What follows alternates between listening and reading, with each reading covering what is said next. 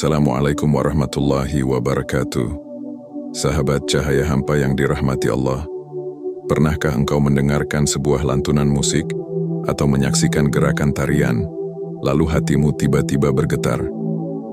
Bukan karena irama, bukan karena keindahan geraknya, tapi karena ada sesuatu yang menggugah jiwa, sesuatu yang terasa seperti bisikan dari dunia yang bukan dunia ini. Apakah mungkin musik dan tarian menjadi jembatan menuju Allah, atau justru sebaliknya, hanya jerat yang memperdaya? Di tengah berisiknya dunia, manusia mencari ketenangan. Ada yang mencarinya di masjid, dalam sujud panjang dan doa khusyuk. Ada juga yang mencarinya dalam musik, melodi yang seolah memeluk jiwa. Dan ada yang larut dalam gerak tubuh menari mengekspresikan rindu yang tak terucap. Namun benarkah semua itu bisa membawa kita lebih dekat kepada Allah? Sebelum kita melanjutkan renungan ini, jika engkau merasa video seperti ini menyentuh hatimu, silakan tekan tombol like, subscribe, dan bagikan pada saudara-saudaramu, agar lebih banyak hati yang tersentuh, lebih banyak jiwa yang tercerahkan, dan semoga menjadi amal jariyah bagi kita semua. Amin. Imam Al-Ghazali, seorang Hujjatul Islam, pernah menulis tentang keindahan musik dan tarian dalam kaitannya dengan spiritualitas. Menurut beliau, Allah yang Maha Kuasa menciptakan hati manusia bagai batu api, sesuatu yang tampak dingin dan mati, namun menyimpan bara yang dapat menyala jika disentuh oleh percikan yang tepat. Dan percikan itu bisa jadi adalah harmoni dari musik dan tarian. Musik bukan sekadar hiburan. Harmoni yang dinikmati manusia menurut Al-Ghazali adalah gema dari dunia ruh, pantulan keindahan dari alam yang lebih tinggi, yang tak kasat mata. Ketika manusia mendengar alunan yang indah atau melihat gerak yang selaras, hati mereka bisa bergetar, bangkit dari tidur panjang, dan mengenali cinta yang selama ini tertidur dalam jiwanya.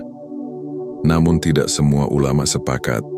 Mazhab Zahiriyah misalnya menolak sepenuhnya ide bahwa manusia bisa merasakan cinta kepada Allah lewat media seperti musik dan tarian.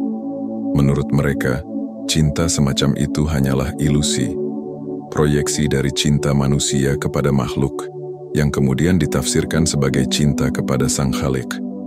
Mereka berpendapat bahwa musik dan tarian hanyalah cermin dari hasrat duniawi, dan karenanya tidak layak digunakan dalam konteks keagamaan.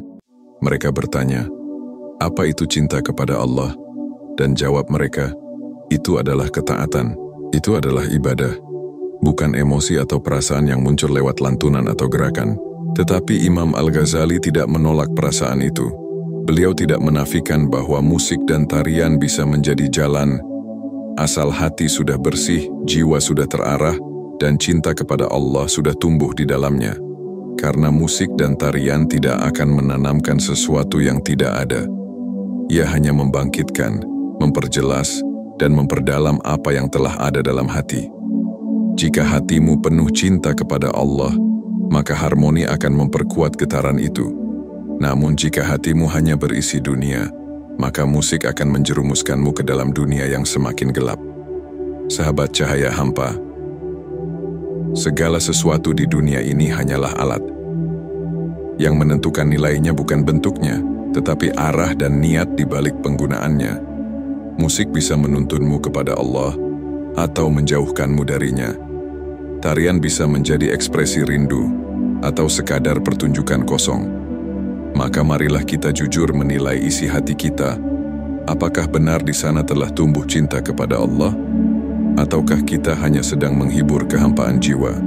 Karena jika hatimu bersih, bahkan suara angin pun bisa menjadi zikir. Dan jika jiwamu telah rindu kepadanya, bahkan sepi pun bisa menjadi pelukan dari langit. Namun sahabatku, tak semua orang siap untuk menempuh jalan ini. Jalan di mana musik dan tarian bukan lagi sekadar bentuk hiburan, tetapi jembatan menuju hakikat yang tersembunyi, menuju Allah yang maha indah, maha halus, dan maha dekat. Imam Al-Ghazali mengajarkan bahwa musik dapat menggugah yang tersembunyi, membangkitkan rasa takut, harap, dan cinta. Tapi itu hanya terjadi jika hatimu sudah diasah dengan zikir, dibersihkan dengan taubat, dan dilembutkan dengan rasa rindu yang tulus kepada Allah. Jika tidak, maka yang akan muncul hanyalah nafsu. Karena musik, seperti pisau, bisa menyembelih ego, atau malah menyayat iman. Begitu pula tarian, jika gerak tubuhmu tak disandarkan pada niat untuk mendekat kepadanya, maka ia hanya menjadi pertunjukan kosong, sebuah sandiwara yang menyenangkan mata, tapi menipu hati. Wahai jiwa yang lelah, pernahkah engkau duduk sendiri dalam sunyi, lalu tiba-tiba air mata jatuh tanpa tahu mengapa?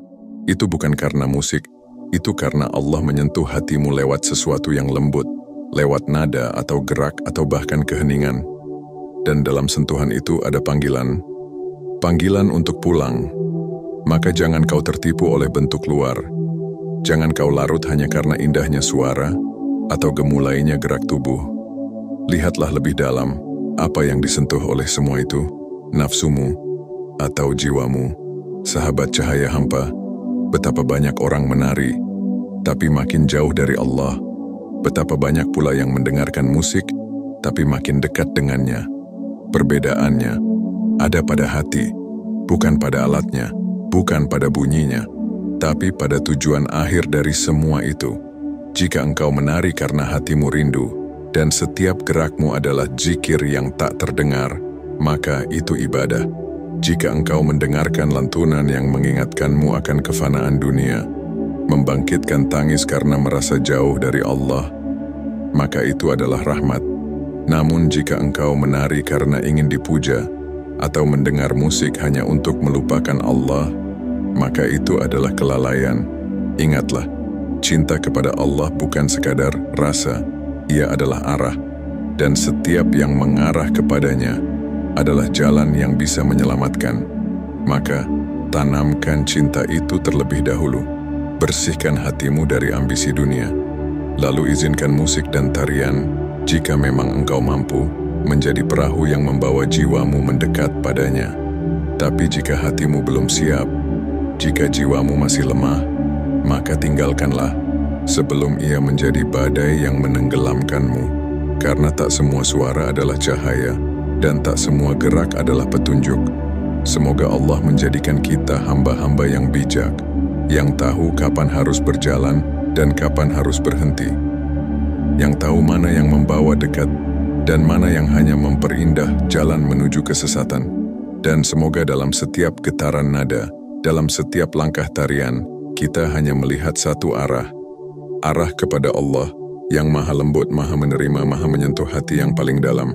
Sahabatku, di dunia yang semakin bising ini, kadang kita hanya butuh satu momen hening, satu nada yang jujur, satu gerakan yang mengingatkan kita bahwa hidup ini singkat dan Allah tak pernah jauh. Jika engkau masih merasa asing dengan tangis dalam sujud, jika hatimu belum bergetar saat menyebut namanya, maka mungkin inilah saatnya untuk membuka pintu hati yang lama terkunci. Biarkan cahayanya masuk, walau hanya setitik, karena setitik itu bisa menumbuhkan cinta yang akan menyelamatkanmu di hari ketika tiada lagi suara selain suara rahmatnya. Sahabat cahaya hampa, jika narasi ini menyentuh hatimu, jika engkau merasa lebih dekat pada Allah setelah menontonnya, maka jangan biarkan kebaikan ini berhenti di sini. Bantu sebarkan cahaya ini dengan menekan tombol like, berbagi kepada saudaramu yang mungkin sedang gelap hatinya, dan subscribe agar kita terus bisa bersama dalam perjalanan pulang menujunya. Karena hidayah kadang datang lewat satu video, satu kata, atau satu nada yang Allah izinkan untuk mengetuk jiwa yang hampir lupa jalan pulang. Sampai jumpa di perjalanan selanjutnya, di mana kita akan terus mencari cahaya meski dalam hampa. Wassalamualaikum warahmatullahi wabarakatuh.